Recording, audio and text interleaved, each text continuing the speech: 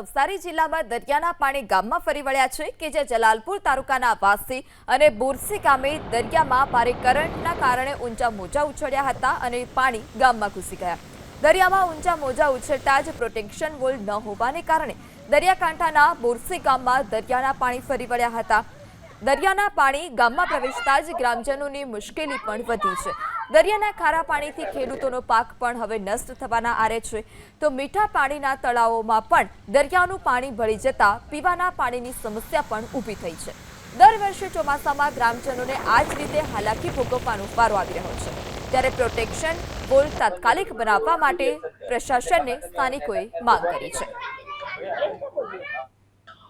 તમે અત્યારે ગામમાં વિકટ પરિસ્થિતિમાંથી પસાર થઈ રહી છે, કારણ કે સમુદ્રના પાણી એના કિનારા છોડી ગામમાં પ્રવેશ રહ્યા છે।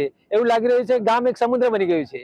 તો આજે છેલ્લા 3 વર્ષથી અમે આ પ્રોટેક્શનના નિર્માણની જોરદાર રજૂઆત કરી હતી અને દરેક જગ્યાએ અધિકારી ક્ષેત્રે કે ચૂંટાયેલી પાક ક્ષેત્રે અમે રજૂઆત કરી હતી, તો છતાં આજે પરિણામ શૂન્ય છે।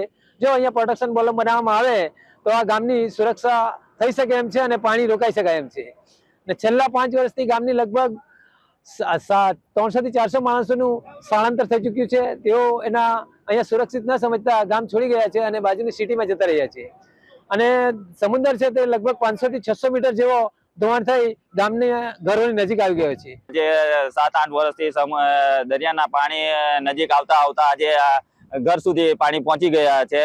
લોકોનું રહેવું મુશ્કેલ થઈ ગયું છે, ઘરમાં પાણી ઘૂસી ગયા છે। કેટલા લોકોને સ્થળાંતર કરવા પડ્યું છે। કમસે કમ આ ગામમાં 800 માણસો જેટલા રહેતા હતા, તેમાંથી 300 માણસોએ પોતાનો ઘર છોડી નજીકની સિટીમાં રહેવા માટે ચાલી ગયા છે।